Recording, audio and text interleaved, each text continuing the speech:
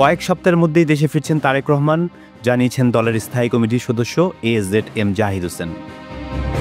বিএনপির ভারপ্রাপ্ত চেয়ারম্যান তারেক রহমান কয়েক সপ্তাহের মধ্যেই দেশে ফিরবেন বলে জানিয়েছেন দলের স্থায়ী কমিটির সদস্য এজেড-এম জাহিদ হোসেন।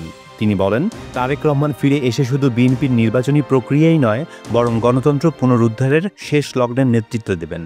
বৃহস্পতিবার রাজধানীতে প্রয়াত রাষ্ট্রপতি জিয়াউর রহমানের কবরে শ্রদ্ধা নিবেদনের পর সাংবাদিকদের সঙ্গে আলাপকালে জাহিদ হোসেন এ কথা বলেন।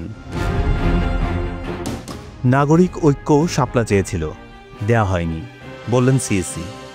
প্রধান নির্বাচন কমিশনার সিইসি এএমএম নাসিরউদ্দিন বলেন, নাগরিক ঐক্য শাপলা প্রতীক চেয়েছিল, তাদের দেয়া হয়নি।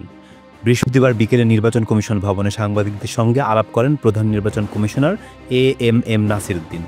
সেখানে শাপলার প্রতীক বরাদ্দ কাকে দেওয়া হবে বা আদৌ কাউকে দেওয়া হবে কিনা এমন প্রশ্ন করা হলে তিনি এ কথা বলেন। পূজার ছুটিতে চলবে 4 জোড়া বিশেষ ট্রেন। আসন্ন দুর্গাপূজা উপলক্ষে যাত্রীদের বাড়তি চাপ সামলাতে 4 জোড়া বিশেষ ট্রেন পরিচালনার সিদ্ধান্ত নিয়েছেন বাংলাদেশ রেলওয়ে।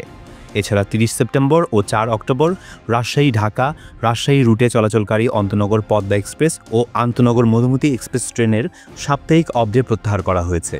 বৃহস্পতিবার রেলপথ মন্ত্রণালয়ের এক মত বিনিময় সভায় এই সিদ্ধান্ত হয়েছে। ওই সভায় রেলপথ মন্ত্রণালয়ের সচিব মোহাম্মদ ফাহিমুল ইসলাম সভাপতিত্ব করেন।